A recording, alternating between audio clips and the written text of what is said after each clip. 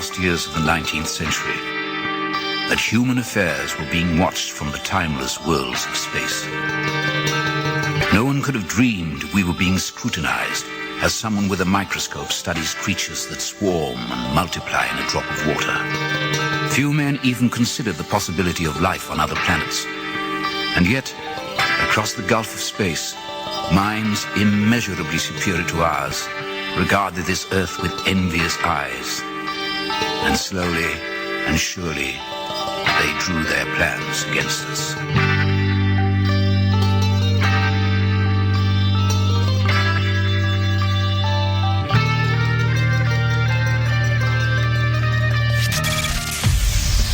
Broadcasting live from a tiny studio somewhere in North America. This is Dark Matters Radio Live. And now I give you your host, the silverback of ufology. Here's Don Ecker. And good evening, ladies and gentlemen, from sunny Southern California, where today, I hate to say it, we were in the mid to higher 30s this morning when I got up. And I knew it was cold because when I woke up, I tried to roll over to give my wife a kiss, and I couldn't roll over. And when I looked, my Cocker Spaniel was buried between us. Now, the bottom line is we got a winter storm that's supposed to be blowing through here right now. 2 days ago, I saw something in sunny Southern California I never before saw in my life. We had one tremendous rainstorm. A thunder cell suddenly broke, and it was lightning and thundering, and then everything was covered in white. We literally had a hailstorm. And like I said, I've been out here for over 30 years, never saw that before, ever. So that was quite a wake-up call. Nature can be capricious. And today they've been calling maybe for some more rain. Right now I got the sun shining through my western window into my office. So, hey, we're doing great, and we got one heck of a show tonight. Now, the gentleman that I have on this evening is a man that I interviewed previously when I was on another network, Mr. Gus Russo. And Gus is quite a well-known figure. He was a television executive behind PBS. As I mentioned that to him earlier today when I briefly chatted with him, he said, well, I was behind the scenes. And I said, yeah, Gus, I know. Well, that's what makes it go. But he is also a stupendously successful author. And let me just give you several of the tomes that Gus has written. And he's geared primarily into several areas involving organized crime, involving the Central Intelligence Agency and other spy agencies, and the JFK assassination. Here are some of the books. Supermob, how Sidney Korshak and his criminal associates became America's hidden power brokers. The Outfit, the role of Chicago's underworld in the shaping of modern America. Gangsters and Goodfellas. Did you ever see that film, Goodfellas, with Joe Pesci and Ray Liotta and others? Well, it was based on Gus's book because he wrote it in connection with Henry Hill. Brothers in Arms, the Kennedys, the Castros, and the Politics of Murder. And the last time that Gus was on with me, as a matter of fact, we had a rather extensive chat about the JFK assassinations and Boomer Days, which I got to tell you, Gus, I'm not familiar with that. But hey, welcome back to Dark Matters Radio, and it is genuinely a pleasure to have you here. Well, thank you, Don. It's nice to be back after all these years. We're still here. Yes, we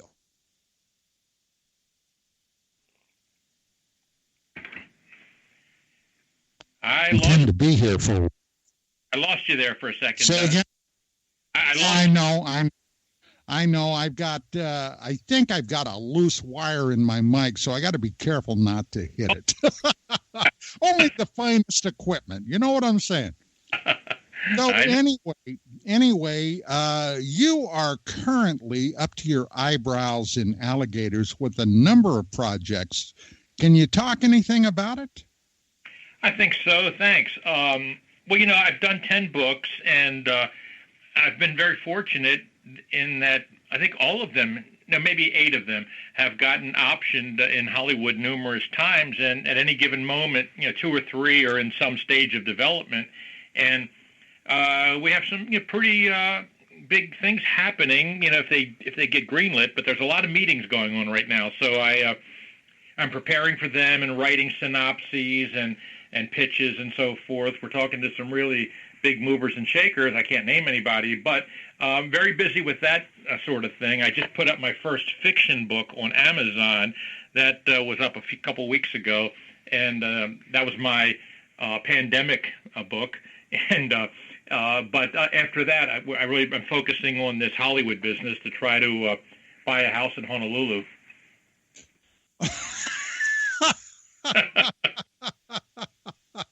Well, for whatever it's worth, my stepson, the lawyer, has got a farm there not in Honolulu, obviously, another island, but the big island. No, one of the smaller islands, the one they call the Garden Island. I'm not even gonna. He got a farm in Kauai. Oh, nice. Yeah, there you go.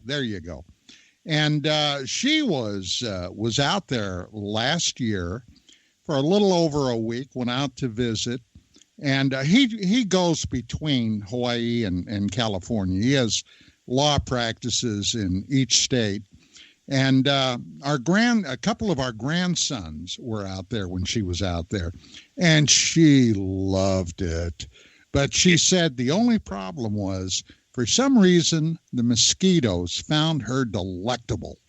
And she came back and just scratching like an Alabama hound dog, Yeah, I lived in Hawaii in the 80s for 3 years, and I didn't spend a lot of time on Kauai. I was on Oahu most of the time, but I never had any problem with mosquitoes as far as I can recall.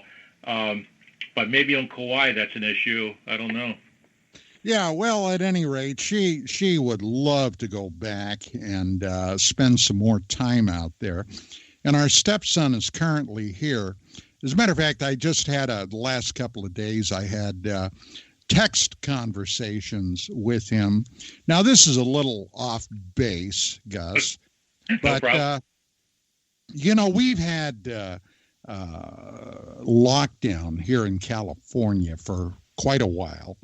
And which means that a lot of us, by necessity, have become somewhat of a couch potato. So I've watched more movies in the last year or so than I've ever watched in my life. Well, my stepson some time ago had said, you know what? He said, Don, have you ever watched the series Twin Peaks? Now, Gus, I got to say, I have not. I, of course, remember when it first came out in 1990. It was a David Lynch thing. Right. And it was highly, highly rated, and everybody talked about how quirky it was. Well, this past week, it was on Netflix, and I finally said, you know what? What the hey? I'm going to watch a few episodes and see what it's all about. My God, did I get hooked. Oh, good. I love it. Got hooked. Oh, yeah. Yeah. Have you ever watched that? Back in those days, I only watched a handful of episodes, and back then, if you missed it, you were out of luck. If you missed a couple episodes and you didn't have a DVR or anything, and so I sort of watched the first few episodes and then got sidetracked, so I didn't follow it as good as I know it was really well done, and I just one of those things. I think I was also really busy in those days too. I wasn't watching a lot of TV. Well, I just told a good friend of mine, I said, my Lord, you would not believe the violence in this thing. Yeah. For television program from that time period, 1990. Of course, that was on the heels of Miami Vice and Hill Street Blues, a lot of those. So, yeah, they definitely had some violence, but at any rate. So now, one of your beats that you have been covering for years has involved the intelligence agencies of the United States government. And Gus, I don't think I mentioned this to you, but I was involved in something, and this is for all of our audience. I am currently working on a major paper. I was contacted by the Walt Disney World Company down in Orlando, Florida, back in late 1994.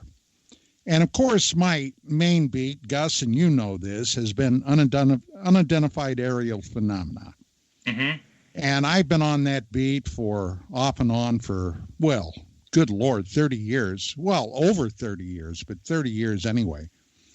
Mm-hmm. And so they said, this is what we want to do. We have a brand new attraction called the Extraterrestrial attraction that Disney is going to be opening up in the spring of 95. And we would like you to come down here and bring the cream of the crop of UFO researchers from all around the United States. We'll fly everybody in. We'll put them up, in our resort hotel. We'll feed them the whole 9 yards. Mm-hmm. And it ended up being 2 groups because this thing took 2 weeks. And the Disney honcho at that time was Michael Eisner. Mm-hmm. Now, one of the things that enticed me, because, well, it's a long story and I don't want to give it all away, but one of the things that enticed me to go down there was being able to go through this thing ahead of time to see what all the hoopla was about. Mm-hmm. This attraction. And Eisner had gone down there right before we arrived, went through it, and said, no, this is not ready. No, nobody comes in here. Well, I got to say, I was upset to the max, okay, when we got down there. But it was a beautiful place. I mean, Orlando is really a gorgeous place. And I only had one real concern, and this is not hyperbole. Gus, I have a phobia about alligators. That's a reasonable phobia. Well, they got the damn things running all over everywhere down there, okay? Right. And me with no 12-gauge shotgun. That's the way I looked at it at that point. So we go down there, and it's great, and everybody came in, and I had some of the biggest names in the business that was part of this proceedings. And the first day of the conference with group number 1, we go into this auditorium. They have it all decked out. I mean, it's really gorgeous and everything. It would seat several hundred people. And we had maybe 3 people show up. Mm-hmm. The next day, we had 3 or 4. The next day, maybe 6. And this is an auditorium that would hold hundreds. Mm-hmm. And I'm looking, because I had taken my wife down. My wife was the publisher originally of UFO Magazine. I was the director of research, and we're looking around in disbelief. Well, the next week, the same blasted thing. The highest attended day, we might have had 12 people come in. So I start doing some checking around, and now, here's the deal. They had to lay out tens upon tens of thousands of dollars for this. Airfare, hotel rooms, food, you name it. And they spent not 1 penny on promotion. It sounds like one of the publishers, yeah. Well, no, it's more than that. I mean, good Lord, Gus, we're talking about the most savvy media company in the United States, if not the world. Now, why would they do that? Well, it only made sense to me that they didn't do that. 1995, the internet was like on a different planet. Okay, it was nascent. There was no internet as we know it now. Right. And, the only way anybody could really hear what these top-notch investigators were doing, well, if they saw them on a TV show or they read a paper that was put out or a book. So I became convinced that it had to be something else. It had to be the military-industrial complex that brought these people in to see what was going on. Because at the time, the UFO field exploded across TV all across the United States for years. Every week, you would find 3, 4, 5, 6 shows examining UFOs. I happened to be on a lot of those, okay, as a commentator. And I started thinking, who in the heck would do this, and why in the heck would they do it? It had to be military-industrial complex that brought these people in to send in their agents to find out what people were working on. What do you think about that? Well, boy, it's... well, before I answer that, can I go back 1 second and just, I'm not going to dodge the question, but I wanted to correct something. Sure. In your nice intro, you mentioned my book, Gangsters and Goodfellas, and I want to be very clear with your audience, that was not the basis for the movie Goodfellas. The Goodfellas was based on Nick Pileggi's book, and Nick's a great guy. My book was about Henry Hill, was written with Henry about his life after Goodfellas, the movie, when he went into witness protection. So, yeah, it was not the basis for anyway. Allow me to apologize. Oh, no problem. I just want to give Nick credit. He's the guy who did that work. I wrote about Henry, his life after the crime life, which was almost equally as crazy when he was in witness protection. Anyway, yeah, I'm sure you're familiar with the books. What comes to my mind is the books that have been written about the CIA in Hollywood and the Pentagon's influence in Hollywood. Are you familiar with those books?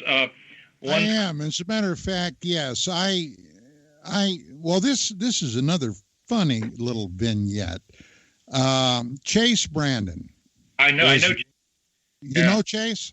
I don't know. I haven't seen him in years. I don't know if he's still around, but I went to the agency a number of times and met with him, yeah. Okay, Chase Brandon. I got to meet and know Chase. I interviewed him twice, back to back, on the other network.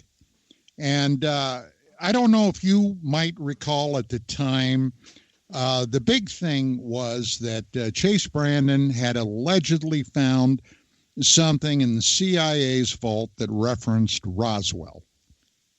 And that made big news at the time. I remember reading that on the web, yeah, So anyway, I brought him on 2 days in a row and had a heck of an interview with him. And he just came across as a prince of a guy. And sometime later, something happened involving North Korea. Okay, it was all over the news. And I thought, what better guy to get a hold of Chase Brandon and ask him to come on and talk about it. And I called him up and said, Chase, this is Don Ecker. And he said, oh, yeah, Don, how you doing? I said, well, look, this is what I would like to do if you're available.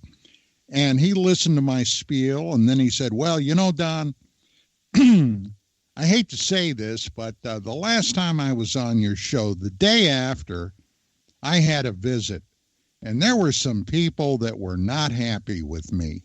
So that was the end of that. I'm surprised he did your radio show because that's a little extreme for those guys. I thought he might get in trouble for something like that. Those guys are usually the opposite of verbose, whatever that is. I was shocked to hear when you said he was on your show because, even a retired guy is hard to get on the radio, let alone somebody still in. So that's interesting. Yeah, he did it. Yeah, wow. I'd like to hear that. If you have that archived, I'd love to hear that sometime. Oh, of course I do. He did he ever tell you who his cousin is? I honestly, I don't recall. You walk into his office, he's got all his Hollywood friends pictures up on the wall. It's the craziest place. You go into the CIA and you go into this one office, and you're like in a Hollywood publicist's office. And anyway, his cousin is Tommy Lee Jones. No kidding. Oh, yeah. I mean, first cousin. Yeah, and he's got pictures of him and Tommy all over the place. But he was always very nice to me. And whenever you're shooting a movie about the CIA or doing a book about that, it's very good to go through Chase. He can open some doors for you or help you get movies made. But the flip side of that is the agency wants to have say in the contents of the movie. I recommend a book called The CIA in Hollywood, How the Agency Shapes Film and Television. And I think they could be pretty heavy-handed, and I think what could have happened in your situation was that, somebody called Disney up and said, if you want to do this, we're not going to cooperate on your next big CIA movie, your next thriller. We're not going to help you out. And Disney might just have backed off of promoting it because, the agency, the studios want their cooperation whenever they shoot a thriller like The Bourne Identity or something. They love to work with Chase, Brandon, and the agency because that gives them access to shoot footage in front of the agency and in the lobby, and so they don't want to make them angry. I'm wondering if something like that happened. Well, it's hard to say. It's hard to say, but there were a lot of stories at that point that were making huge news. And let me just point out a couple. The JAL, Japan Airlines aircraft 747 that encountered a purportedly huge, football field or larger sized object in the skies above Alaska that were picked up also by radar, and an FAA spokesman later confirmed that. That was happening. The Gulf Breeze case, I don't know if you recall that. Yes. Was ongoing. There were some other, and two stories that I broke nationally involved a Russian probe, Phobos 2, sent to Mars, and I was able to get a photograph from Glabcosmos, which showed a huge unknown that, according to Glabcosmos, then turned and rammed their probe. I broke that story. That was in 91. And then the STS-48 shuttle video, where a space shuttle had encountered several unknowns above New Zealand and Australia. And the actual encounter happened in September of 91. I got the video, which had been a live feed down into NASA. I got the video in the early part of 92, contacted some producers, and that ended up being on TV. And I ended up debating a NASA guy on Larry King Live about it. And that's a rather infamous little situation. But, a lot of things were breaking, not to mention the 50th anniversary of the Roswell event was fast approaching. And the Air Force was doing their shuffle. So, I'm sure there were somebody somewhere wanted to know what in the heck was going on, Gus. Yeah, I would love to have seen the guest or the list of presenters at your conference, because that tells you some things too. For instance, if you had some retired military people or spies or whatever who were part of your conference, I know that the intelligence people watch over those things real carefully, and well, as a matter of fact, one of them was a brigadier general. Okay, there you go. Well, and I know because I've interviewed a lot of these guys, as you know, over the years, and for a while I was talking to them about UFO stuff, and one conclusion was that they go to these conferences, or maybe they even pressure them, and as they might have done in your case, because they want to find out what some of these retired generals and whatever are saying in the public, because they may be giving away classified stuff. And that could be classified regarding UFOs or what's going on in Area 51, whatever. I know they're very sensitive about these retired guys who go to UFO conferences. I wonder if that's part of it, and you had somebody there that they didn't want to be publicized, and who knows? But I know they are concerned about these conferences. They pretty much admitted it to me. So that's one possibility. Yeah, it certainly is. And by the way, we're fast approaching our first break of the evening. Ladies and gentlemen, tonight, Mr. Gus Russo, a very, very special guest, a gentleman that I have known for a number of years now with some of the top bestsellers. And something I wanted to ask you about, Gus, when we come back, your most recent book, on the end of the Cold War, spy versus spy kind of thing. This is Dark Matters Radio, and we'll be back after these words.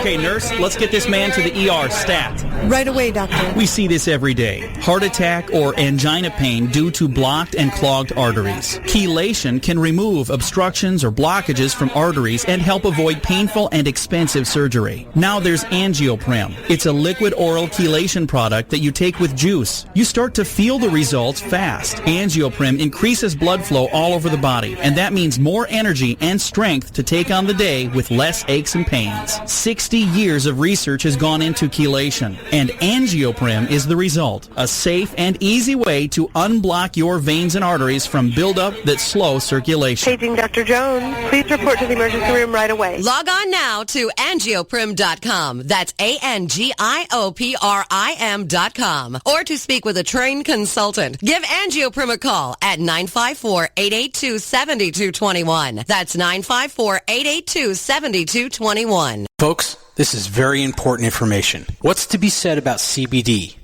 AncientLifeOil.com. Our CBD is made from hemp and has 0.003 THC, which means this wonderful product won't get you high, no matter what amount you take. What does CBD do for the body? My hands are tied. But you can Google CBD benefits and be astounded. When you're finished reading, you'll want to log on to AncientLifeOil.com. That's AncientLifeOil.com. and purchase. Life is good when you feel good. People are tired of pain. People are asking for non-GMO organic products to help them with, you fill in the blank. Legal in 49 states, and again, our CBD is made from hemp. Ancient Life Oil is about helping people one by one by one. If you wonder how good the product is, the CEO takes it every day without miss. AncientLifeOil.com. That's AncientLifeOil.com. Have a great day. Permanent industrial glue impossible to remove? Not anymore, because Handyman Formula by D-Bond is a patented chemical adhesive remover. It's used in the building and home maintenance industry, but now it's available for your home use, for your DIY projects. Unglue stickers, silicone rubber, labels, price tags, flex tape, weather stripping, carpet glue, wood glue, liquid nails, even 3M 5200. And it dissolves graffiti. Yeah, graffiti. Handyman Formula by D-Bond works, and it's safe to use on most surfaces. No need to call a professional. Don't get out the pliers and blowtorch. Just apply a little Handyman Formula by D-Bond and wait 90 seconds, then quickly and easily pull the items apart. Get unstuck. Visit DBondHandymanFormula.com. That's DBondHandymanFormula.com or call 561-575-4200. Handyman Formula by D-Bond. We are the contact for alternative research topics. The Planet, KGRARadio.com.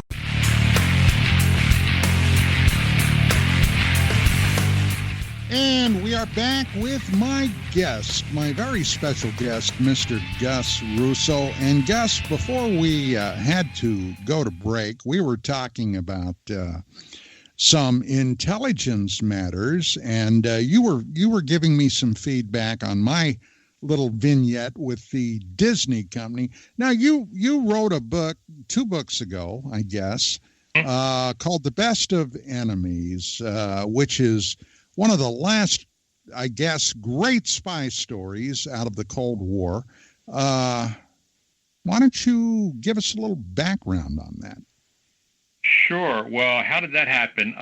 There's this gentleman who was a retired CIA officer named Jack Platt, and I had met him briefly years ago at a book party for somebody else, but he was busy and we didn't get a chance to talk. But I was told about this guy was the guy. That's all people would say. That's Jack Platt. That's Jack Platt. But he was a major character in the CIA for some reason or other. Anyway, then about a couple years later, after that, I get a call, and he says, "Is this Russo?" I said, "Yeah." He said, "This is Platt." I said, "Jack Platt?" He said, "Yeah." He said, "I want you to write my story." I said, "How did you hear about me?" He said, "Bob De Niro said you're the guy." And I hate to drop names, but that's how it happens.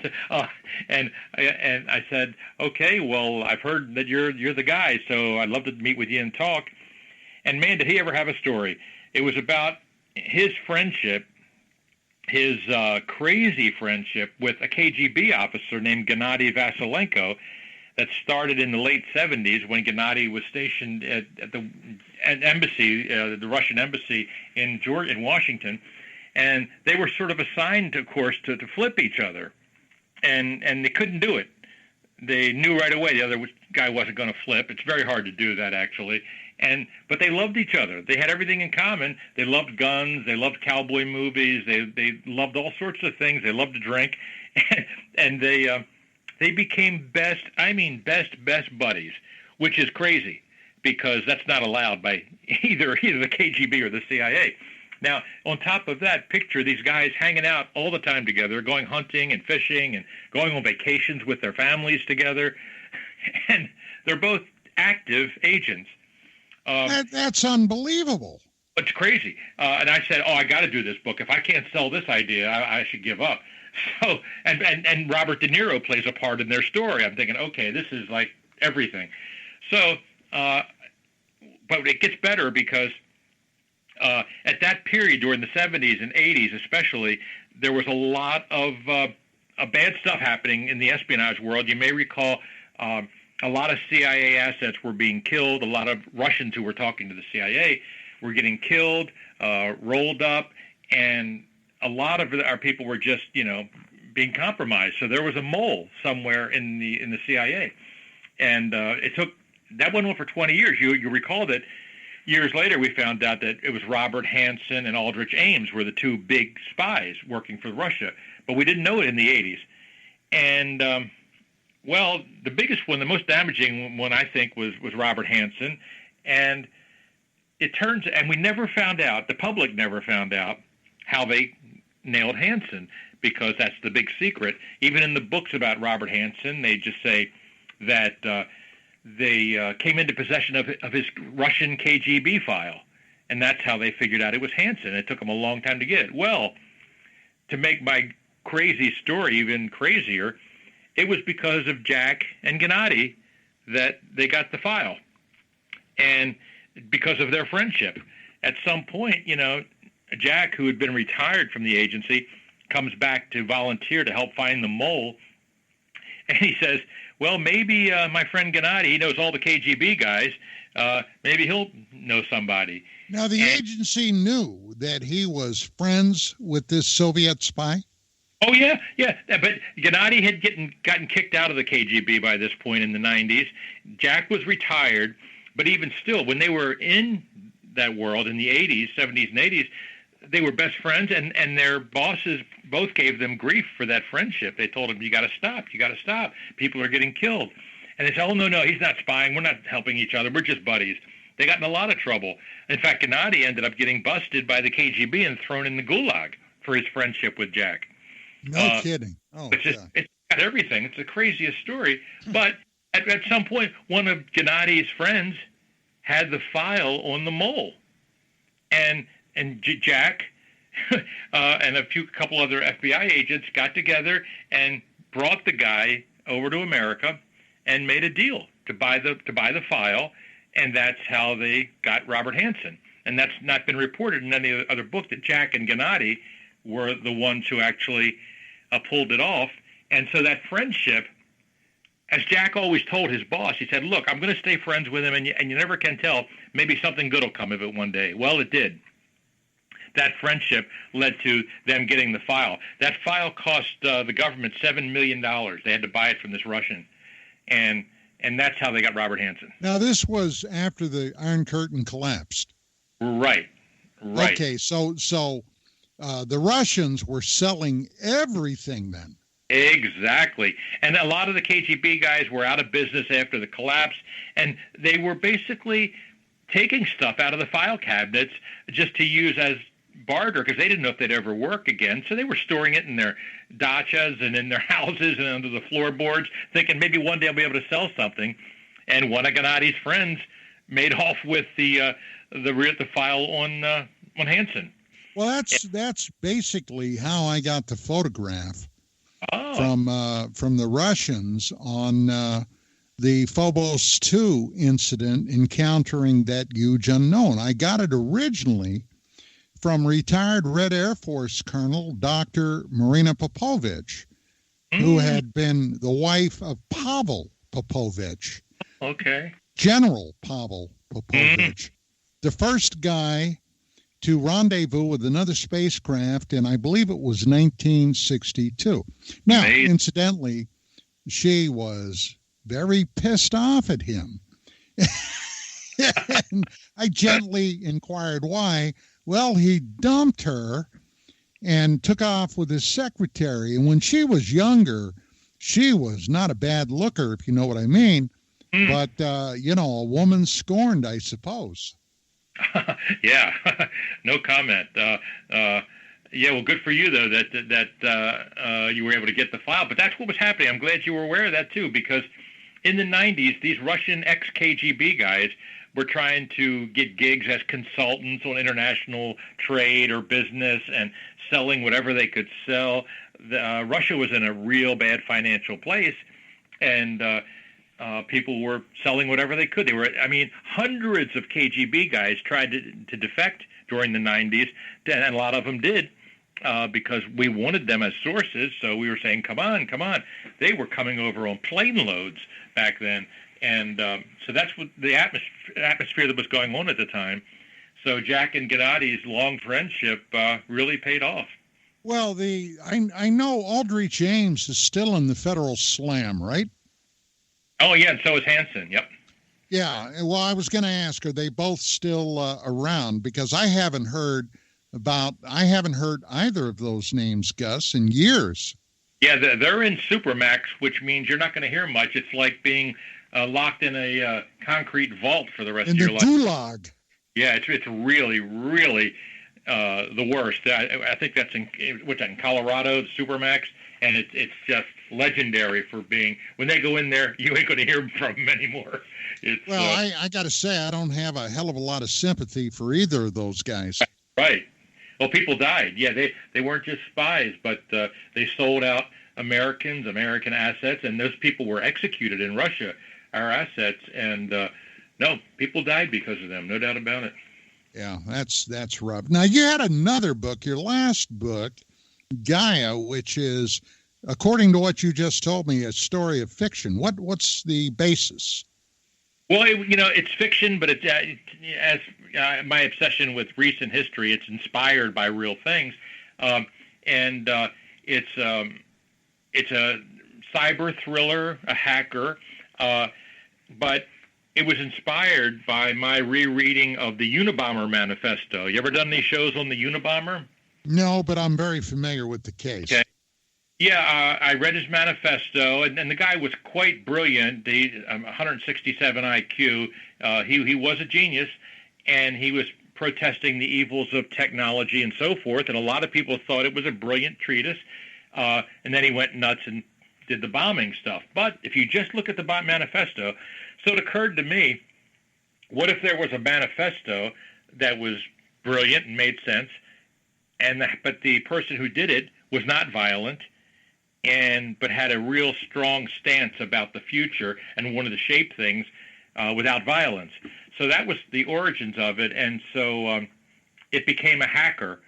My antagonist becomes a hacker who doesn't really want to hack for his own aggrandizement. He's just hacking to right the world as he thinks it should be. For instance, he's an environmentalist and animal rights person. So he's draining money from companies that he thinks are ruining the environment and putting it into transferring it, to companies that are pro-environmental. And also stopping the slaughter of whales. He's hacking into the whalers' accounts and all sorts of stuff. And so that's the chase, is to find out who this sort of Robin Hood hacker is that's moving money around. And it has a lot of twists and turns in it, surprises about who's doing it and why they're doing it and how they came to be. But and it's got an intelligence perspective to it, because NSA is tasked with finding out who this is. So that's the thriller aspect of it, and it's, like I say, it's called Gaia, and it's about an environmental hacker. Maybe you should have sent him to China and to India if you're talking about destroying the environment. Yeah, oh, for sure. Well, yeah, it's international. The hacker is hacking the whole planet, not just America. Hacking Swiss bank accounts, Cayman Islands, you name it. Everybody's getting hit. South American mines, and all kind of stuff. It just goes on constantly, all day long, and the world's sort of seeing the money evaporate, and there's a race to find out this hacker before they're all broke, and putting a lot of pressure on the government because a lot of American companies are getting hit. But it's a worldwide thing, for sure. Well, here we are currently in 2021. And on November 22nd, 1963, a date to me that had to be like December 7th, 1941 to my parents. Of course, 1963, November 22, is when President Jack Kennedy was assassinated in Dallas. Now, Gus, you've spent years on that case, years. And I'm gonna pick your brains, my friend, to find out where you stand on the whole thing now. Now, in full disclosure, Gus had talked about this extensively the last time I interviewed him, and had some real insight into this. But let me just cut to the chase right up front. Was Lee Harvey Oswald the only shooter, in your opinion? I would say the same way my opinion is that the sun comes up in the east and rises in the west. My opinion is it was Oswald, to a point of 99.999% surety. He was the shooter. Okay, now I had an expertise in small arms weapons in the Army. Okay. There was a time back in the day I could field strip an M1 rifle, an M1 Garand. I could field strip a carbine. I could field strip an M14, an M16, and so forth. And I was an expert rifle shot. Now, later on, it wasn't at the time, of course. Later on, I did some research on the rifle that Oswald had, that Carcano. Okay. And my Lord, you know that rifle had a nickname during World War II? Oh, I remember the nickname, right? Yeah. Yeah. How would he have pulled that off using that piece of Italian junk? Well, I always tell people that Timothy McVeigh killed a couple hundred people with horse manure. So it's a matter of a couple things. A Carcano or any rifle is measured for accuracy at 1,000 yards, even 500 yards. Okay, that's when rifles you start to see whether it's a poorly made instrument or not. Well, Kennedy was like 60 yards away at the time of the first shot.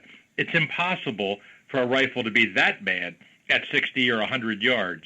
It's just not going to do much. Not only that, the reports were that he was practicing. He was going to rifle ranges, and he knew that weapon. And if it was off. He would account for it, but it was so close. If I took you up to that window where I've been 100 times and you look down at the cars going by, I'm sure you would say, oh, I get it. You couldn't miss from that. It was so close. And a lot of people who feel that he couldn't have done it haven't been there. Now 60 to 100 yards is nothing for a trained Marine shooter. He had good scores in the military. In fact, in one round of scores, he had 48 out of 50 bullseyes at 200 yards. He was a good shot. And he knew that weapon, and Kennedy was right in front of his face. So it would have been hard to miss. Let's put it that way. And so that's how I, think well, yeah, about. he was using a telescopic sight also. Yeah, a telescopic, which, some people say maybe he might not have even had to use it because Kennedy was so close. But, yeah, he had a 4-power scope. Kennedy's head would have filled the scope. And from his perspective, keep in mind, he was shooting with, as downwind shooting. The car didn't seem to be really moving because it was slowly pulling away from him. It wasn't going side to side. So in his vision, at 5 miles an hour going away from him, it was almost like it wasn't moving.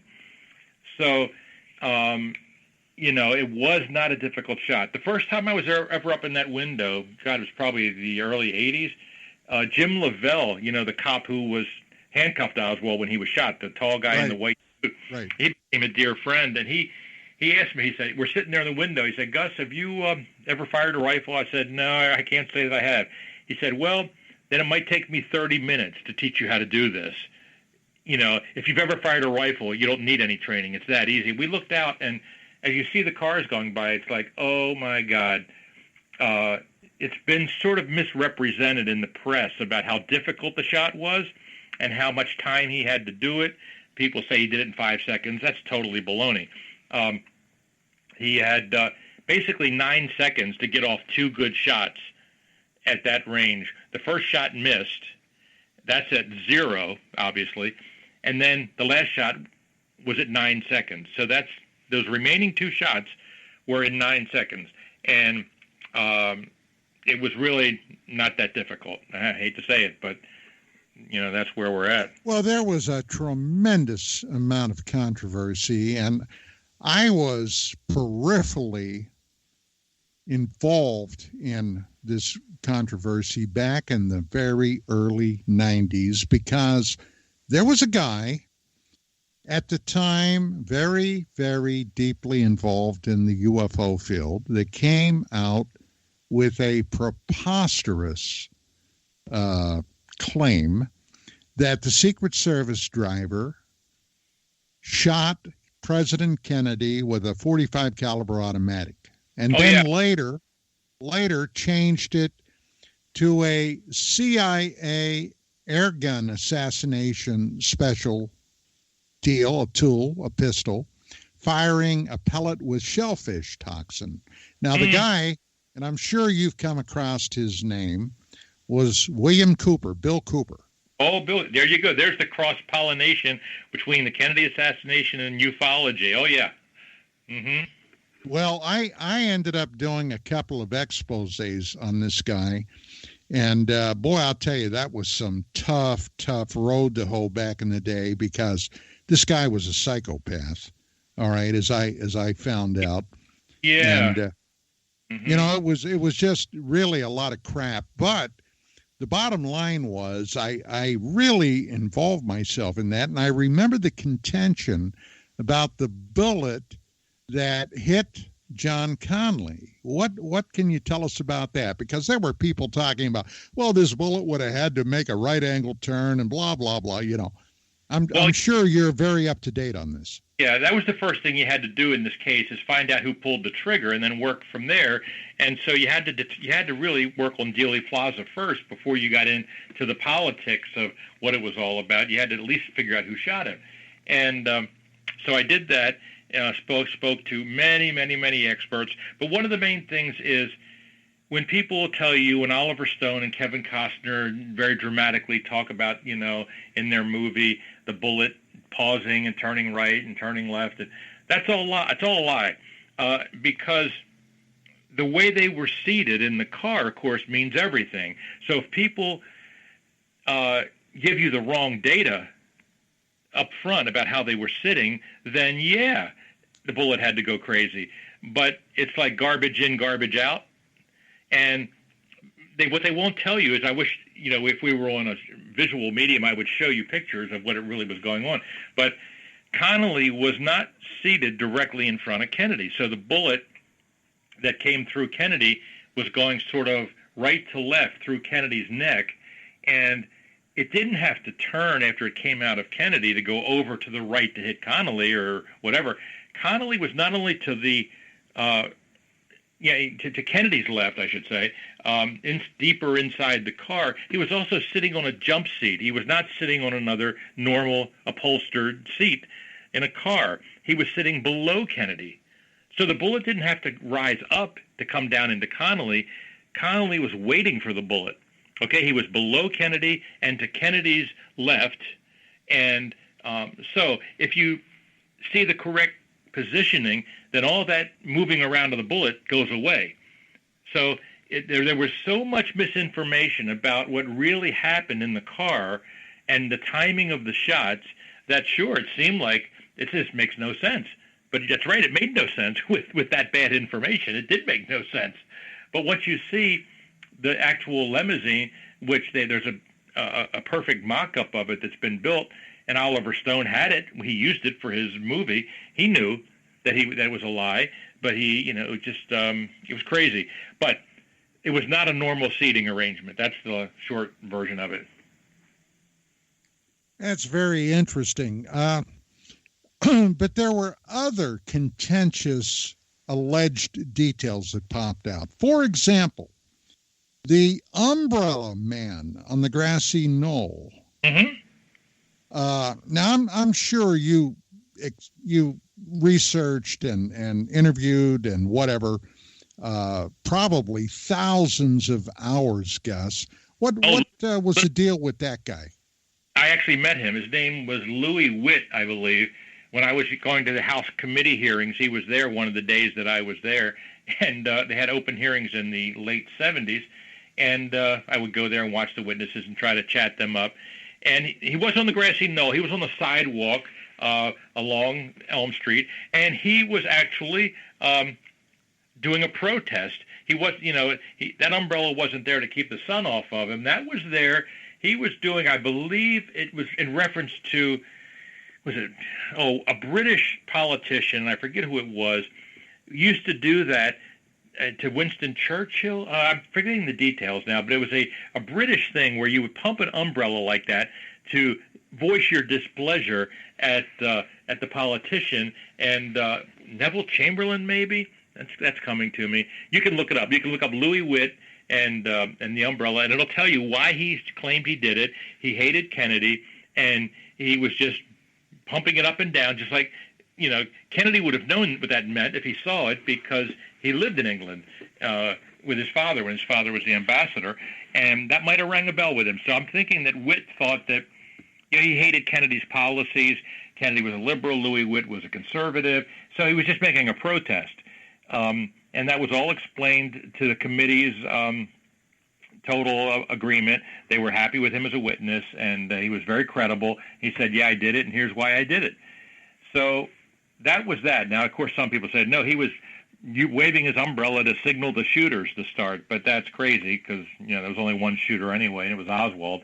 But and all the forensics and ballistics point to Oswald. So, Louis Witt, you can check him out.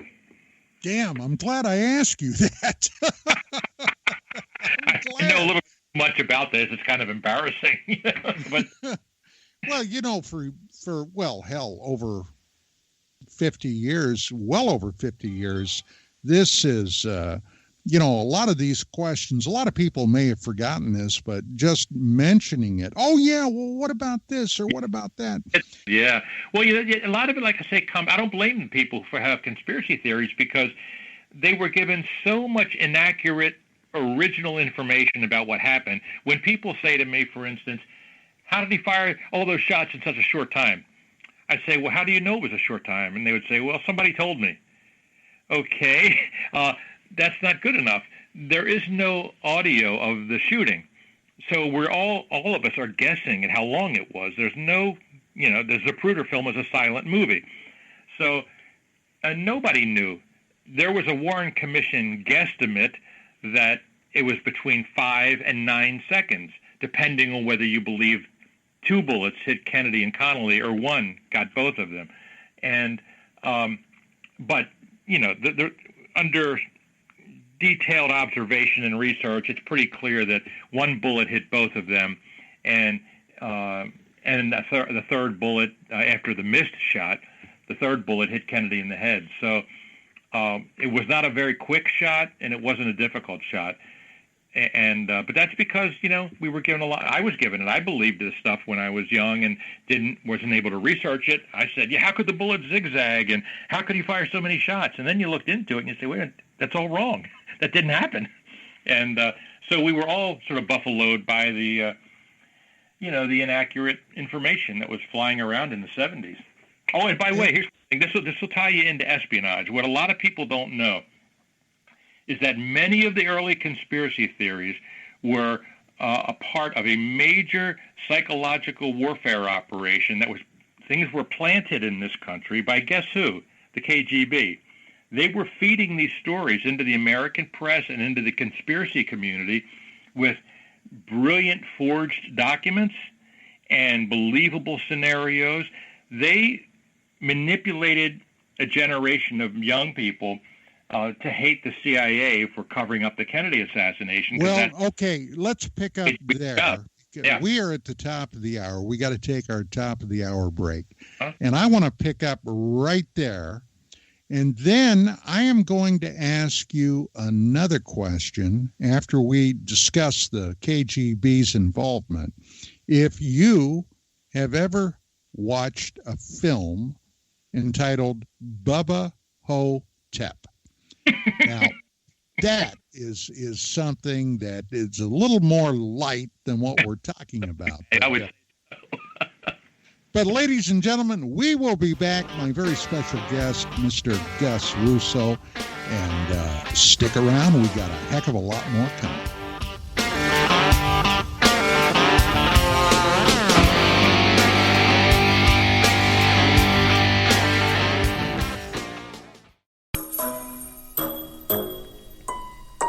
When you're in the house for longer periods of time, you can see them flying or running across the floor.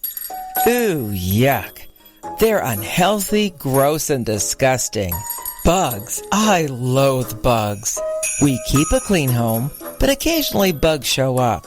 Well, I found something that is tougher than bugs. Orange Guard. On contact, it kills hidden bugs, including ants, roaches, and fleas. Plus, Orange Guard is a residual repellent. All of the ingredients of Orange Guard are on the FDA generally recognized as safe list. Orange Guard may be used around food, humans, and pets. It comes with a 30-day money-back guarantee. Orange Guard. Available at orangeguard.com, Whole Foods, and Ace Hardware. Please listen. Now is not the time to fear. When your immune system is strong, shields up. You have very little worries. If your immune system is compromised, you're susceptible to all viruses. I say shields up and no fear. Try Heart Love from GetTheTea.com. Heart Love has a special ingredient called allicin. It comes from the healing part of the garlic plant. No garlic breath. No garlic leaking out your pores, just pure immune-building ingredients that gets your shields up. Heart Love is a unique blend of herbs that loves to build you up. Google garlic and know the benefits. 1 Heart Love pill is equal to 20 cloves of garlic. 20 cloves! Shields up. You've heard of our Life Change Cleansing Tea at GetTheTea.com. Now try Heart Love. And by the way, take your blood pressure and watch weekly what happens. So here's how to purchase. Log on to GetTheTea.com. That's GetTheTea.com and build your shields. That's GetTheTea.com. Mention Ray in the coupon code and hit apply and receive free shipping. Welcome to the new KGRA digital broadcasting website, thekgradb.com. Here you'll find great new content, including the KGRA Classics, great shows from our archives. You'll be able to see the show times and information so you can see what show is currently on air. The On Air Live button. So just go to this section and you'll be able to hear the show live with exceptional sound quality. We also have the Vault section. Make sure to subscribe to get access to great content and special features. We have the make content for our latest news and events, so make sure to sign up and you can be part of our forum. So make sure to check out the new KGRA digital broadcasting website, the KGRADB.com. We look forward to seeing you there, and we hope that you enjoy the new website. You listen to us, and we listen to you. And so does the CIA. KGRARadio.com.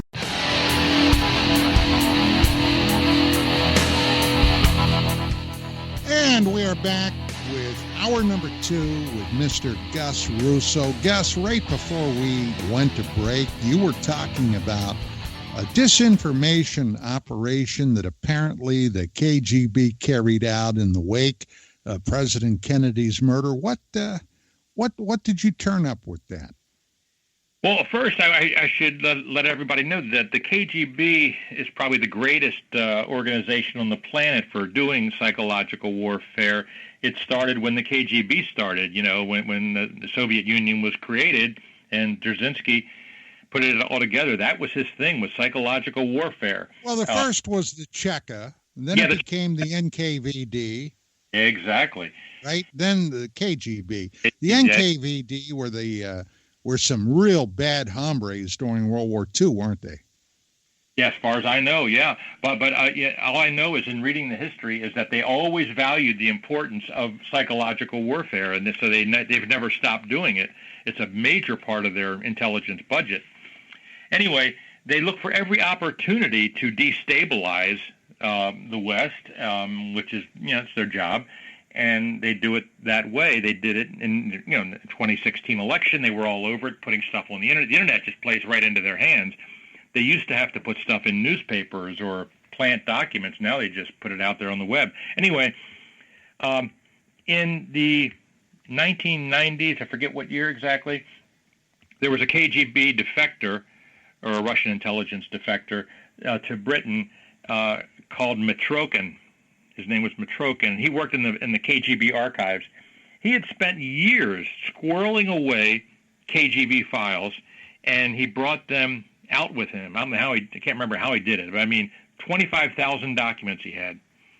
Okay, it was the whole history of the KGB in the Cold War, and he brought them over. The CIA turned him down for some reason, and the MI6 brought him in and meticulously went through these papers.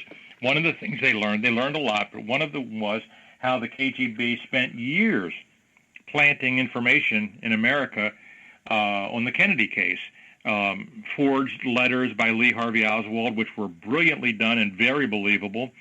They planted things in foreign newspapers that they knew would show up eventually in America, work their way here. For instance, the Jim Garrison case that Oliver Stone put in his movie JFK was about a DA named Jim Garrison. I just said that. DA in New Orleans who indicted a businessman named Clay Shaw in the Kennedy conspiracy. Well, the KGB was all over that. They were planting stories around the world in third world newspapers about Clay Shaw being in the CIA, and Jim Garrison took the bait, and it was not good for Clay Shaw. Although he was, not convicted, obviously, it destroyed him financially and his health and everything. But Jim Garrison was targeted by the KGB, as were some of the authors of conspiracy books, and it just continued. They planted, like I said, forged letters from Oswald that were so brilliantly done, people believed them. I believed it. I've got a copy of one of those letters, and it's brilliant. Of course, Oswald lived in Russia for 2.5 years, so they had handwriting samples. And according to these KGB files, they spent 6 months, the KGB, crafting the perfect handwriting of Lee Harvey Oswald, talking about how he was involved in a conspiracy. and then dropping it in America on non-suspecting researchers. And that took a lot of hold. It took hold. So they did it in probably a dozen different instances. They planted material, and it was so good that we all fell for it, or a lot of us did. What about Oswald's wife, Marina? Was she a just an innocent little Russian girl that fell in love with this American defector, or might there have been more to it, Gus? I think there was more to it. When Oswald moved to Russia in 1959, he ends up meeting this very young Russian girl, Marina, at a dance. 4 weeks later, they're married, and there's been all these rumors because KGB is in Marina's family, her uncles or whatever. And at that time, when Oswald decided he wanted to come back to America, he wanted to take his bride and his baby with him. And at that time, it wasn't so easy for a Russian to leave and get an exit visa. And I was told by some very, very senior KGB people, I've interviewed some of them who were right there on the scene, that Marina had to have a sit-down with the KGB before she would be allowed. And that was to be a sleeper for them in America, and they would give her exit visa. Another KGB, a great source, told me it was no coincidence that she even met Oswald in the first place. Now, I haven't proven any of this stuff, and I'm not, saying it's fact necessarily, but the sources I've trusted, they've had good information over the years, and not that Marina was, quote-unquote, a spy. A sleeper can be somebody you just tell, if we call on you, you pick up the phone. If we ask you to do something, you do it. And according to this one, or maybe a couple of these KGB guys, they said she made that agreement. Now, I don't think she was ever utilized for anything, but that was her deal to get out of Russia, according to some. So there's some smoke there, for sure. Well, when I was being vetted for my top secret clearance, which ended up with a crypto access, the government came by, the investigators, and did everything with the exception of putting a microscope up my rectum, all right? Mm-hmm. And it always struck me odd. Now, maybe you can set me straight and explain this, but how in the heck did Oswald defect from the United States and a couple of years later come back with a Russian bride and a baby and be accepted back into the United States? Well, because remember, this was just on the heels of Joe McCarthy and the hunt for communists under every bed, pillow, and rock. Okay, that just struck me as weird. Oh no, I understand. It's a good question. Keep in mind that technically, Oswald never defected. He said he was going to defect.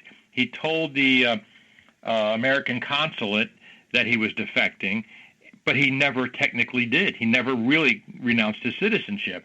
There's paperwork involved, I believe. He just went there as a tourist, got a tourist visa, and he was still an American citizen the whole time he was there. So America couldn't keep him out when he wanted to come back.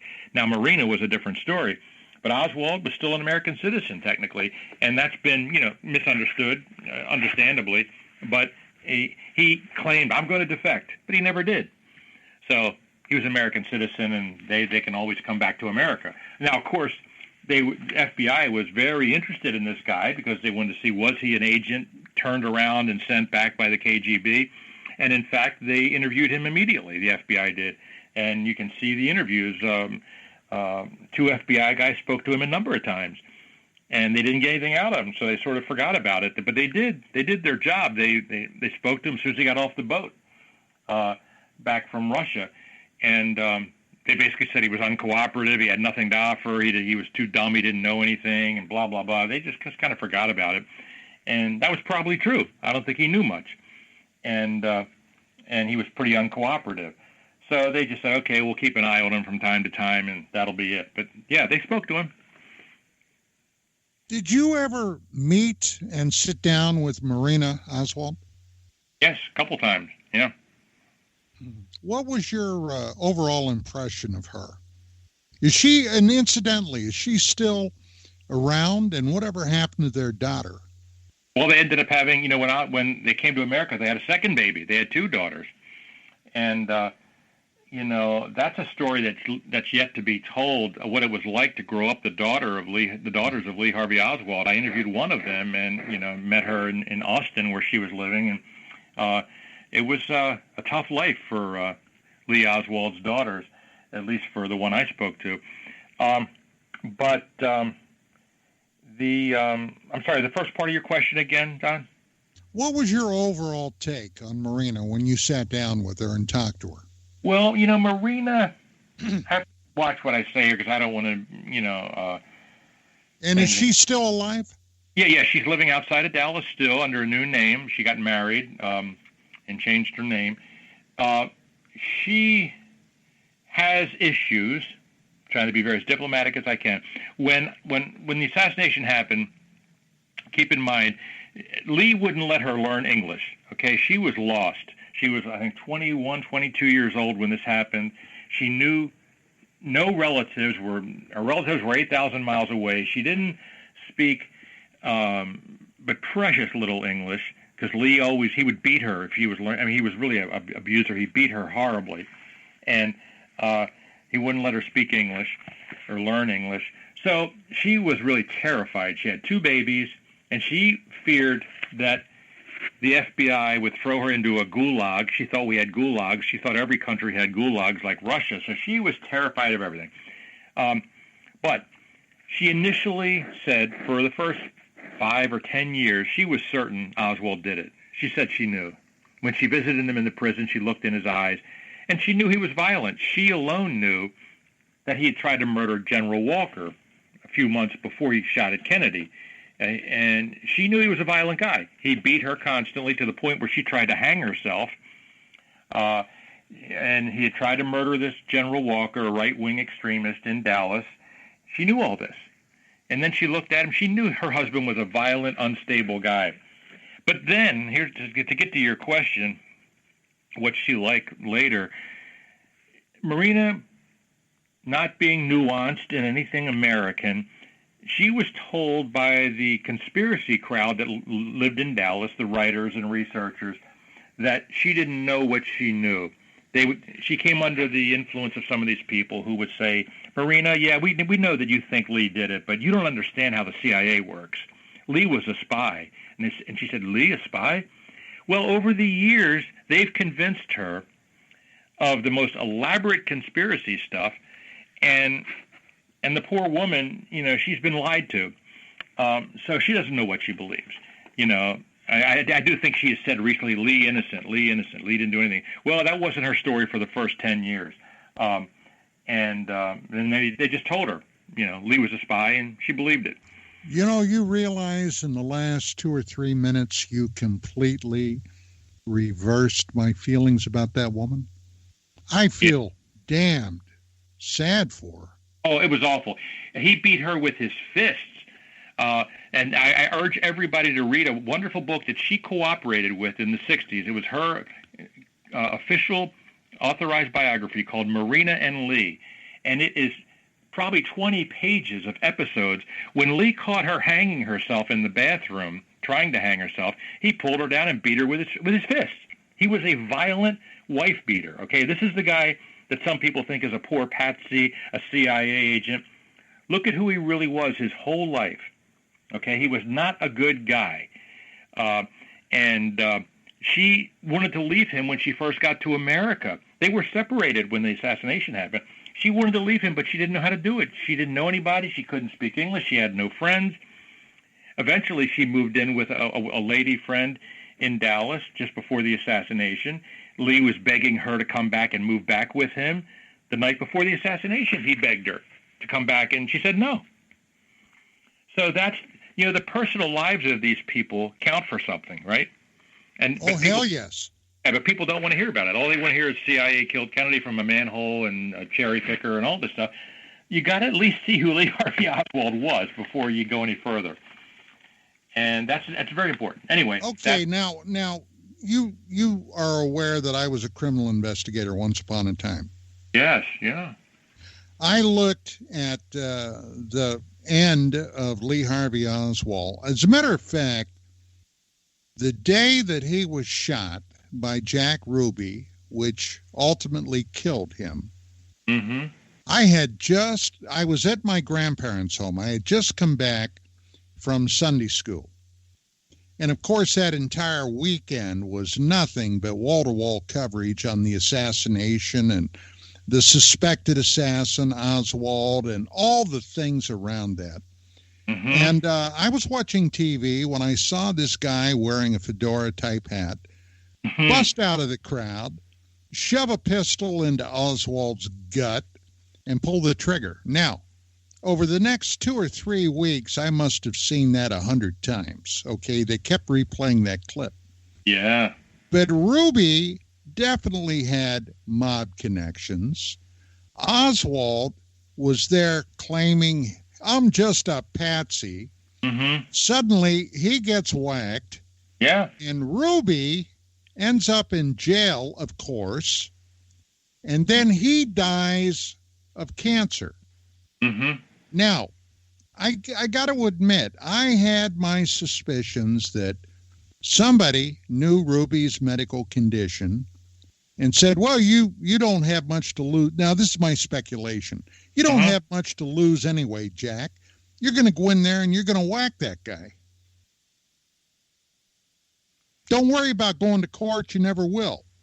Right. And then out of the side hallway comes Dorothy Kilgallen, and her claim that, she met with Ruby and then allegedly called her editor and said, tomorrow I'm going to break this Kennedy thing wide open.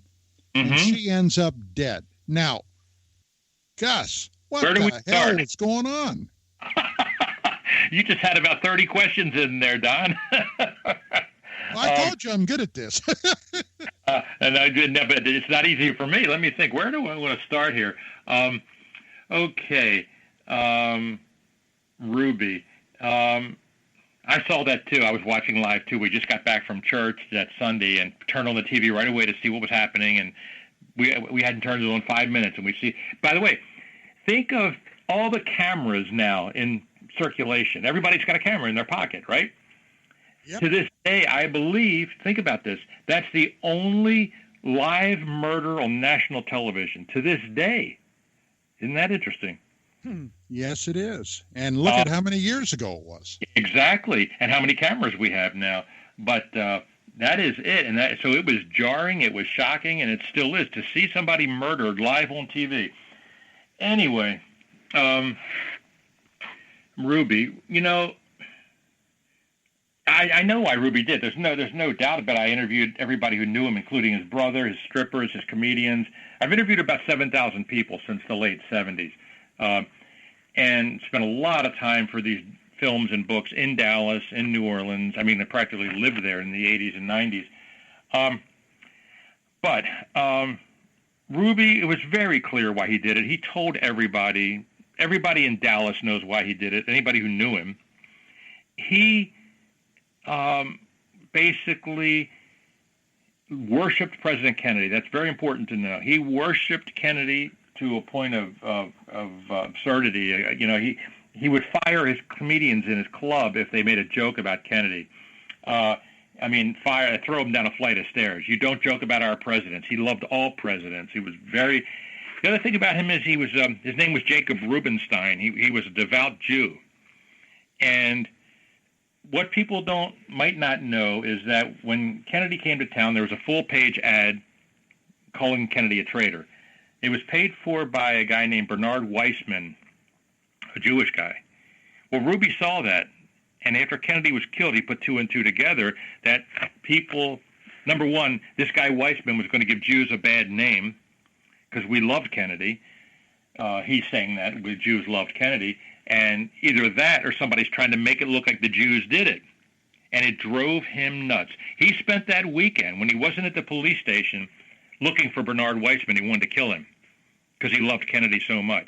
Okay? That's not talked about, but that is 100% real. He was telling everybody, anybody who would listen, there's a conspiracy. I want to talk about the conspiracy. That's what he told Kilgallen. And he told that to Earl Warren. He wrote a number of letters. But when you read the entire letter, what he was trying to say was there's a conspiracy against Jews in Dallas. They're trying to frame us. And he was off his rocker. Ruby was, had issues also, a lot of issues in this story. Anyway, Ruby was so terrified that there were going to be, believe it or not, more pogroms based on the Kennedy assassination, that Jews were going to get put in camps. I mean, he said this. He said this to Earl Warren, that he was obsessed with getting the word out that there was a big conspiracy in the Kennedy case, but it wasn't to shoot Kennedy. The conspiracy was to frame Jews. And everybody who knew him knew that was why he did it. He told the cops immediately that's why he did it. He never wavered from that. He wrote private letters to his brother, which I have copies of. He had a diary, which I have a copy of, photocopies. All he talked about was Jews. It was his obsession in life. Okay, now here's a guy who worshipped the city of Dallas, which took him in. He loved the Dallas police who frequented his club. He loved JFK, and he loved Judaism. All four of those things were being destroyed that weekend. All four things that he loved. And he happens to be in the police station for 10 seconds when Oswald comes out that door. He got there within 10 seconds. Total coincidence. And Oswald walks out. He can't take it, and he plugs him. And he says he told Jim Lavelle, who wrestled him to the ground, he cursed. He didn't say, oh, heck. He said something else. He said, I guess I just really screwed up, using other language. He said, I just wanted to do it to prove the Jews had guts. That's where the first words out of his mouth. And then he said, I guess I screwed up, didn't I, Jim? He knew Jim Lavelle, the cop. And that was his consistent story. What about his purported connections to organized crime? Not true. He came from Chicago. As a kid, he was supposedly a runner in the Capone organization, which means nothing. As a teenager, running numbers, or whatever. He was never a made guy, never a mob guy. In fact, he was an FBI informant, and the FBI in Chicago will tell you he left Chicago because he was an FBI informant and he was afraid they were going to get him. He remained an FBI informant in Dallas, and there are files on it. At any rate, he comes to Dallas, gets a strip club. At that time, if you had a strip club anywhere in the Southwest, how did you get your employees, your strippers, and your comedians? You had to go through the unions. The unions were controlled by the Carlos Marcello's organization out of New Orleans. Jack Ruby would deal with those people to get his strippers and his singers and his dancers and his whatever. But every club owner in Dallas did that. It wasn't just Jack Ruby. That's what you did in those days if you wanted to hire people and you were in that line of business. That was the extent of it as far as his, recent connection with the mob. The last one was when he was a teenager. But if you were anywhere linked to a guy with an Italian last name like Marcello, even 4 handshakes away, that was enough to say you're a mob killer. He was anything but a mob killer. The morning Oswald was being transferred, Ruby was sitting home in his underwear like you and I watching the transfer on TV when he got a call that one of his strippers needed a Western Union MoneyGram or she was going to get kicked out of her apartment. Yeah, it's all right. So he goes down, drives down to Dallas, goes to the Western Union, patiently waits in line just like a good hitman, and while Oswald's down the street. In his mind, in all of our minds, Oswald had been transferred an hour earlier. Ruby didn't know that they had postponed the transfer, but a hitman would have been there 2 hours earlier, casing the joint. He was sitting home in his underwear. We know that because his roommate testified where Jack was. And he goes down very calmly, puts his dog in his car, his beloved dog, drives down to Western Union. He comes out of the Western Union, out of patiently waiting in line at 11:17. We know it because it's stamped on the Western Union MoneyGram. And he looks outside. He says, "Oh, that's right. I'm a block away from the jail." And he looks down, and there's a crowd. He said, "I wonder what's going on," to himself, because he was just there to do a MoneyGram. So he walks down, casually walks down to see what's going on, walks down the ramp. They let him in because everybody there knew Jack in the prison. He was there all weekend hanging out anyway. He walks down. He gets to the bottom of the ramp just as Oswald's coming out the door, and he plugs him. Okay? Now, does that sound like a mob hitman casing the joint, doing the murder of the century, while he's got his dog waiting in his car, and he's sending a MoneyGram 2 minutes earlier down the street to a stripper? These are all facts. That's all provable.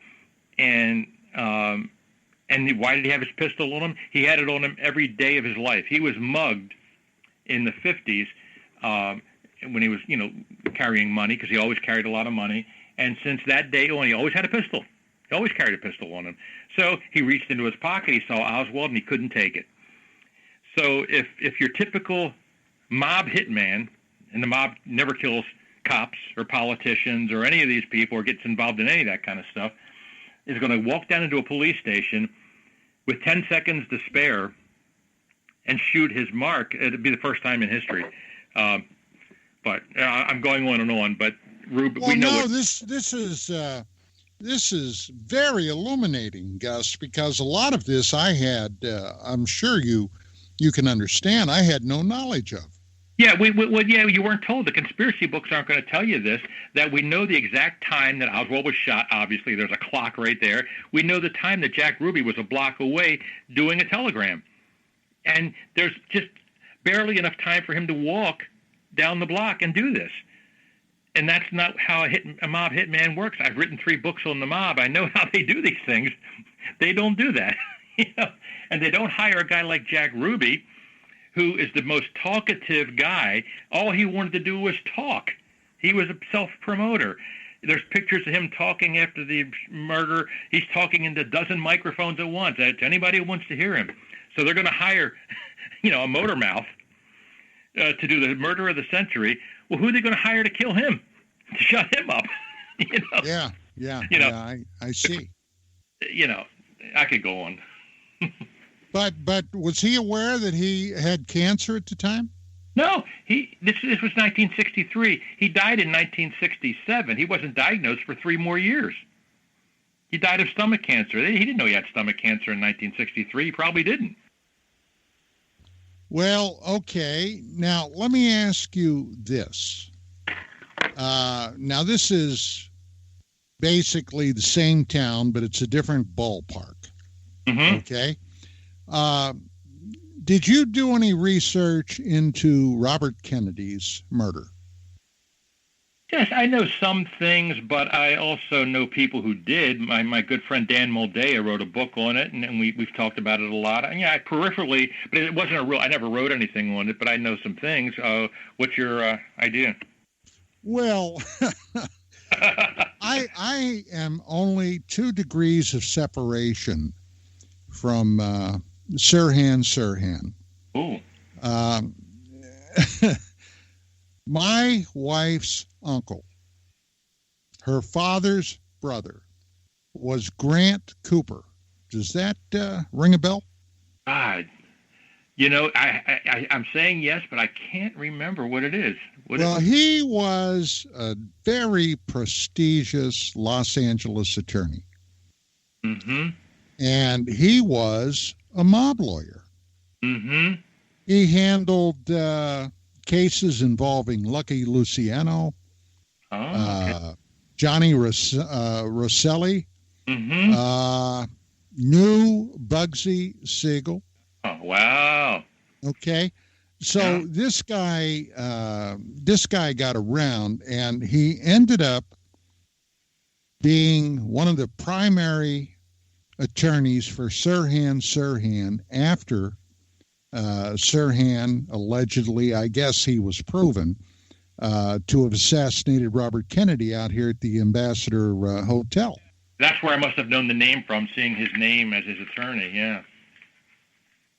I just thought that was very odd, and I just thought I'd throw it out there for, gee, what the hell, you know? Oh, because he was a mob attorney representing Sirhan. Yeah, yeah. Right. Well, no, Sirhan. By the way, if anybody's interested in that case, I urge you and everybody to go on YouTube and look at type in David Frost and Sirhan. He had an amazing sit-down with Sirhan, where he very soberly and credibly tells the whole of what he did and why he did it. And it's an amazing interview. I urge you to look at it. And from my vantage point, Sirhan did it. Yeah, well, it's pretty indisputable. Yeah. I mean, they took him down right there at the spot and grabbed the pistol away from him. That whole thing. As a matter of fact, that happened the night of my senior class graduation, the senior prom. For me, okay, I was a senior in high school then, so. Yeah, it was, I really liked Bobby Kennedy a lot, his stance against the war and everything. And in fact, I was a volunteer in his campaign in Maryland, and so I was just like destroyed when I woke up. I remember going to bed that night, and the California primary was still going on, and it was looking real good. I went to sleep, and I woke up to the radio saying, "Mr. Kennedy will be coming out of surgery soon." I'm thinking, what the heck? Yeah, so that was a mind blower. Those days, it was one after another. King and the Kennedys. It was just like. Well, right the following spring, after JFK was assassinated, my dad was in the Army, was away doing something. This was, I think it was April of '64. And some family friends, and I was like best buddies with their son, all decided to go down to D.C. Originally, I'm from the East Coast, from Pennsylvania, and drive down to Washington, to Arlington Cemetery, to see President Kennedy's grave. And we went down, and my mom there was a big crowd of people off to one side, and she kind of wandered over there to see what was going on. And there was Robert Kennedy and Martin Luther King together. Oh my God. And they were at a memorial service for a freedom rider by the name of Wiley Post. Do you remember that? Yes. Wow. So Mom waited till they were all done. And then she walked up to Kennedy, and she very politely, and my mother was quite a lady, very politely asked if she could get his autograph. And he was just as polite. He declined. He said, if I do that, he said, I'm going to have to sign a lot of autographs. So, So she was disappointed in that. But that always hit me later, Gus, that I literally saw the two of them together, and 4 years later, they would be both murdered within a couple of months of each other. That never left me.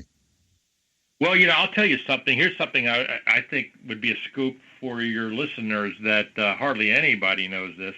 I know it because I have the only copy of the letter.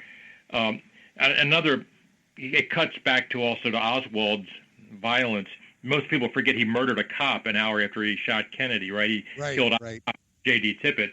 And Marie Tippit, the widow, was a friend of mine who recently passed away just a week ago. Poor Marie. Marie, a few days after the assassination, Jackie Kennedy, who just lost her husband, writes an astonishing handwritten letter to Marie Tippit. And Marie gave me a copy of it. It's just heartbreaking. And she's just apologizing to Marie that her husband got Marie's husband killed. She said, if my husband hadn't come to Dallas, your husband never would have died. I feel so terrible. But to get to the Arlington Cemetery thing, the connection, at the end of the letter, Jackie writes, I want you to know, I lit a flame in Arlington Cemetery over Jack's grave, but it's for both of our husbands. That flame, the eternal flame, is for J.D. Tippit and JFK, and hardly anybody knows it except the Tippit family. Damn, I sure didn't know it. Yeah, nobody does, because she's never made that letter public. Wow. She took it out of her safe deposit box to show it to me. Oh, my God. Jackie just says, if there's anything I can ever do for you, please, I would love to know you would call me. You know, they were sort of like sisters now in this terrible sisterhood of having children, with having fatherless children now. And so that bonded them. And Marie wrote back to her. And, Marie had 3 toddlers, Marie Tippit. They lived week paycheck to paycheck. Jackie Kennedy had 2 children, and they were united in this tragedy. But this letter, in tortured handwriting, I might add, on White House stationery, you can see the pain in her handwriting, 2 pages. And she just says, Marie, I am just so sorry. If there's ever anything I can do, please don't hesitate. And, I lit that flame for your husband. My God, Gus, that is astounding. Yeah. And so these are the things you get by going down and befriending and being patient with people and getting to know them. You learn things, obviously. You just can't get it all on the internet. It's my big beef with the state of journalism today. It ain't all online, folks. I hate to tell you. But so be it. Well, I gotta be very honest and very blunt. My estimation today of journalism is that it's a dead and buried art. Oh, for sure. I agree with you. Yeah. Yep. I've had FBI guys, when I've done some of my mob books, I've had FBI guys take me out in their backyard to dig up files to give me. Really? Yeah, and they aren't on the internet. There's stuff out there that you're never going to get online. It's a fraction of the knowledge. But the people who grow up with the internet, have this opinion that it's all there. It isn't. I can prove it. In my book on Sidney Korshak and the mob, I must have hundreds and hundreds of footnotes. Hardly any of them are footnoted to the internet. They're based on interviews or documents I was given, documents I got from the Chicago Crime Commission that are in a basement, or under FOIA from the LA Police Department. They aren't online. I couldn't have written that book if I'd have tried to do it online. So, there's my little journalism class. It's a little bit harder than Googling. Yeah, no kidding. Well, my wife is a journalism graduate, was a reporter before she began her publication, UFO Magazine, which we did. And this is little known, Gus, because let's face it, until the last several years, except for several special events, how many times do people get the straight scoop on aerial phenomena? Very seldom, okay? Sure. So much of it is hyperbole and, outright lunatics and frauds, unfortunately, have inhabited the field. But the bottom line is that she and I will often look at the news and she'll just shake her head. She said, my God, they would have never taught that in journalism school. Speaking of that, I worked for Frontline in the early 90s. We did a big show on Oswald. The original cut was 4 hours long. We spent 2 years on it. We interviewed hundreds of people. But after that show ended, I helped out with a couple other shows, and I convinced Mike Sullivan, the executive producer, the leader of Frontline until he passed away recently. I convinced Mike we should do Frontline has the connections to do a UFO show. We knew people in the military intelligence. We had sources. Frontline has the best sources. And he said, okay, let's do it. So that's where I really got deeper into that whole issue.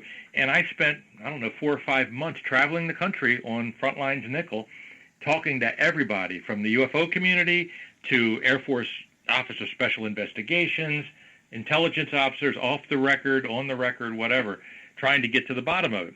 Well, we never did the show. And it alludes to what you were just saying. We never did the show because we found out so much of the documentations were forgeries. So many of the photographs were forgeries. There were so many con men that had infiltrated that, discipline.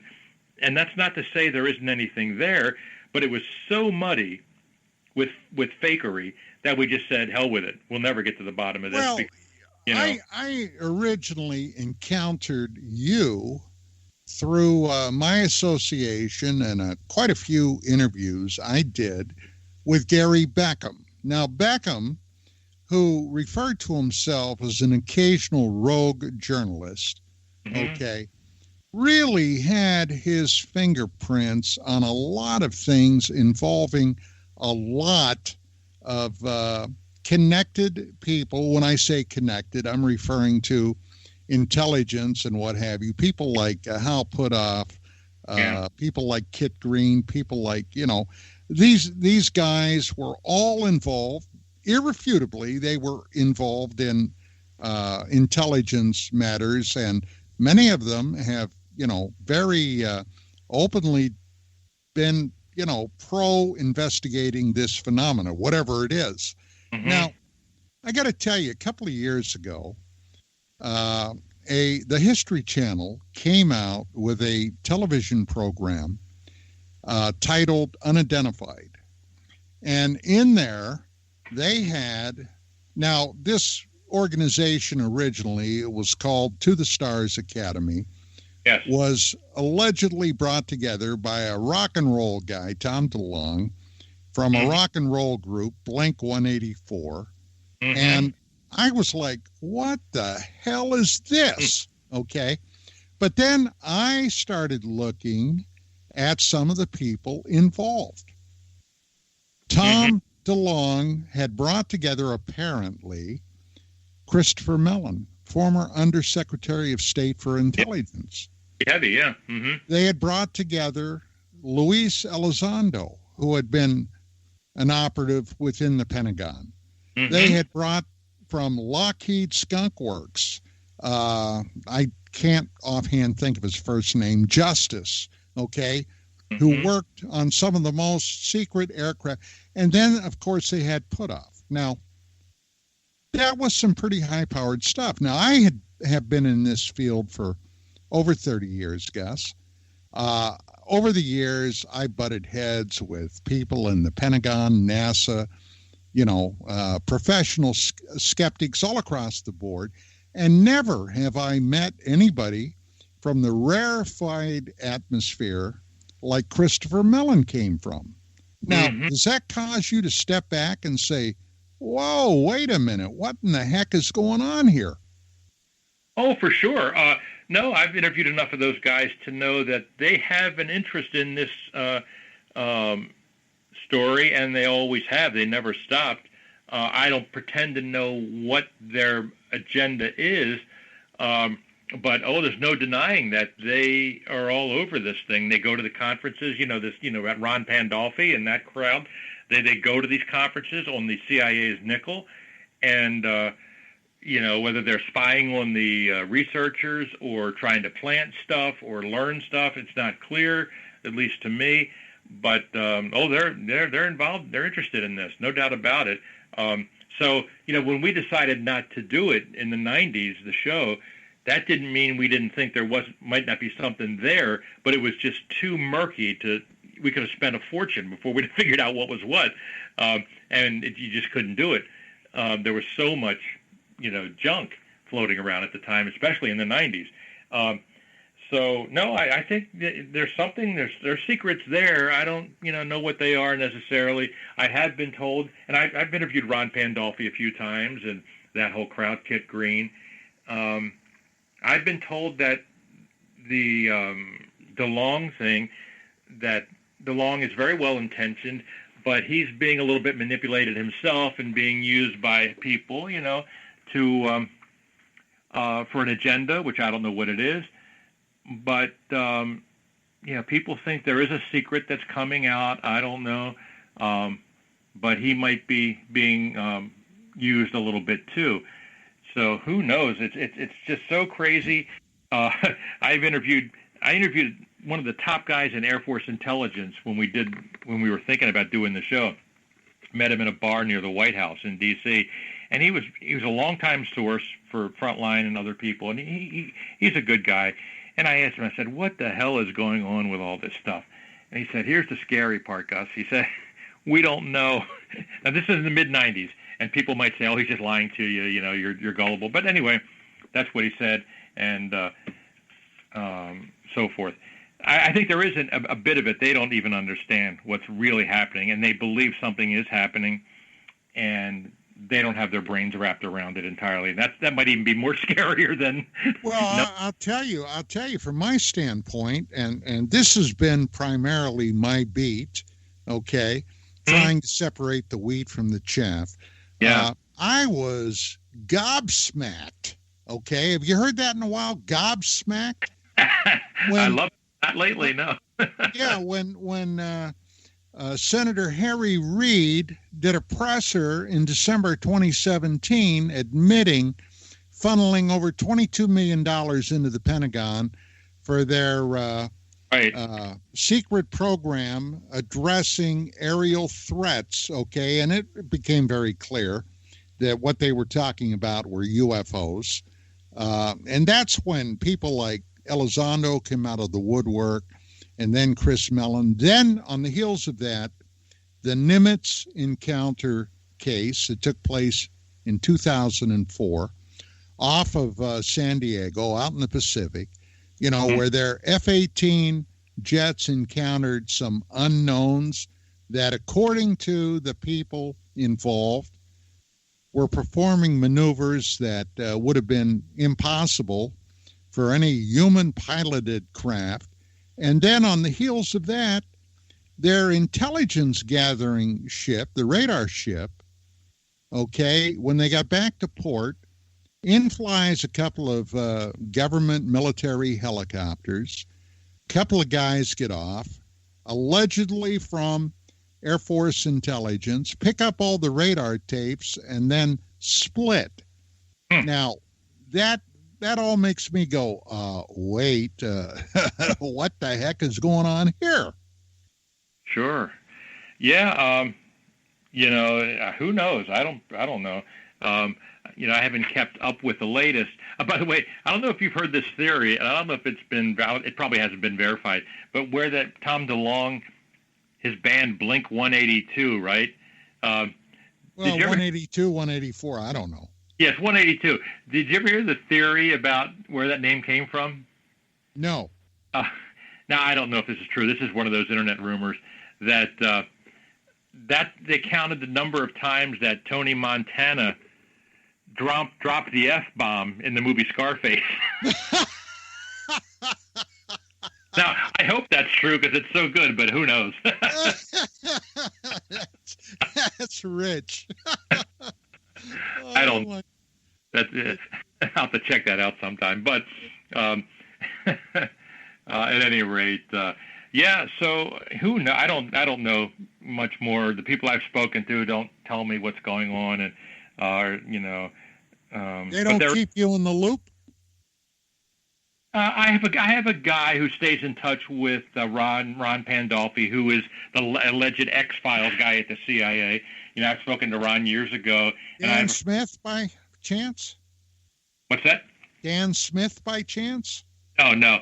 But I have a friend, another friend who is in good touch with him, and he gives me secondhand stuff. But, Ron, can be very quizzical and play games with people and be intentionally obtuse with what he's saying, and I don't know.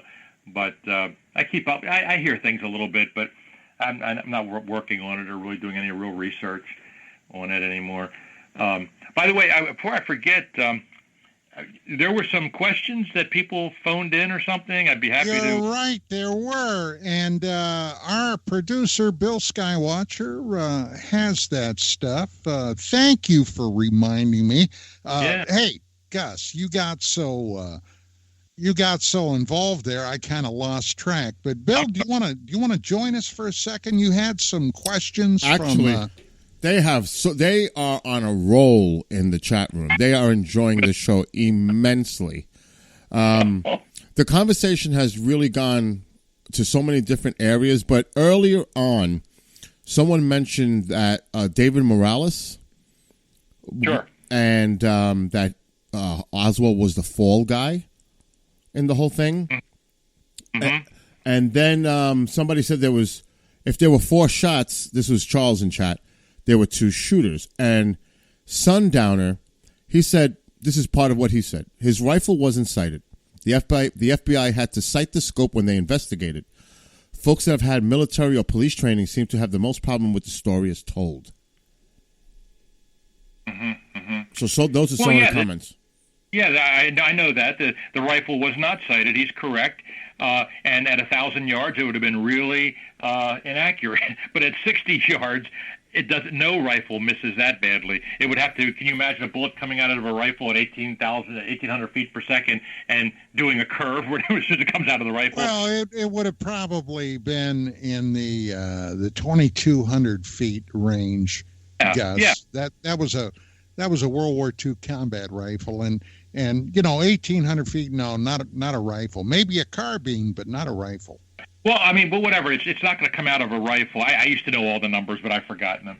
It's not going to happen. And not only that, Oswald had practiced with that, so he had compensated for whatever is off, But you couldn't miss. You could not miss with any rifle at that distance. And so, sure, it's inaccurate, but at what range is it inaccurate? At 2 feet, at 5 feet? Where does it become inaccurate? I would put it to you that at 60 to 100 yards, it's not very inaccurate. And just one more comment I'll just read. Neutron in Canada. He says the 3 hot issues that were most likely involved with JFK and the UFO file evidence, the will to stop the Vietnam War, and the printing of the first U.S. Treasury note currency to replace the Federal Reserve currency bill from his executive order. Right after the assassination, LBJ canceled that executive order and reinstated the Fed Reserve bill. Right. Well, how do you even start with that? There's no evidence that Oswald knew anything about the Federal Reserve when he shot Kennedy. That's the quick answer. Mm-hmm. Oswald, as I said earlier, was a very, very troubled, violent guy. He did not shoot anybody because of the Federal Reserve or because Lyndon Johnson was going to do something, and Lyndon Johnson didn't know Lee Harvey Oswald. He didn't hire him. There's all that's just a theory with no evidence, and if somebody can show me how that gets to Lee Harvey Oswald pulling the trigger, I'll listen, but I don't know it. And just one final thing, because we have about 4 minutes before we wrap the show. There's a big consensus there that they agree with the KGB connection. And also that what about all the alphabet agencies that may have had a hand in this too for the cover-up?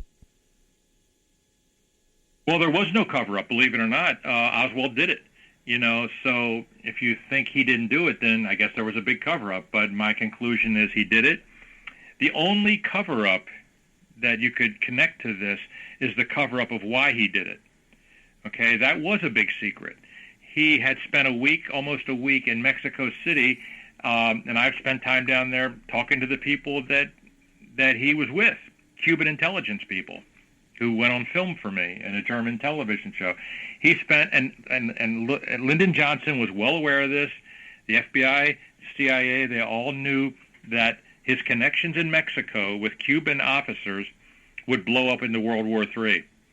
And he wasn't hired by them by any stretch, but he told them what he was going to do to ingratiate himself with his hero, Fidel. Now, this would have turned into a world war, just like you might remember a guy was shot in a convertible that started World War I. And Lyndon Johnson was well aware of that. And that was the big secret. Why he did it, they didn't want to start a war. And There was no cover-up of who did it, though. Well, I'll just say this. Everybody truly enjoyed this show with the both of you tonight. A lot. Yeah. Great show, both of you. And we got about 2 minutes left, but keep up the great work that you're doing, Gus. Oh, that's nice. Now, I wanted to break in real quickly before we sign off. Gus, in his last life, before everything else, was a musician. And before the show started, he proved it. And I informed Gus that Bill is a musician, our producer. So you were saying something about a ukulele when we were talking about Hawaii, Gus. You wanna give us a little rendition there? Well, I'm not really a ukulele player, but I have one here, and it's just fun to strum,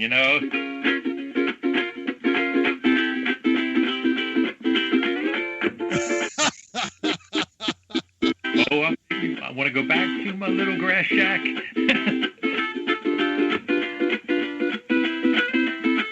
Anyway, whatever. That's great. You're going to lose your listenership if I go on too long. But I was hoping Bill'd get on the drums. Well, gang, that is unfortunately it for tonight. Gus, this has been truly delightful. Thank you so much. I had a great time. Thanks to you and Bill. It went very quick for me, and I hope for your audience. Hey, I want to take this opportunity. When your next book comes out, I'd love to have you come back. And once again, Gus Russo, thank you so much. Ladies and gentlemen, that is it for this week. We've got some special things that we're working on right now for next Friday's show. In the interim, keep your eyes pointed up, your ear to the ground, just to see what the heck is going on. And we'll see you then. Have a wonderful weekend. This is St. Patty's coming up. And I don't know, my wife said something about Irish whiskey. It hasn't appeared yet, but you'll never know. So, that's it. Good night, all. And Gus, once again, thank you. My pleasure.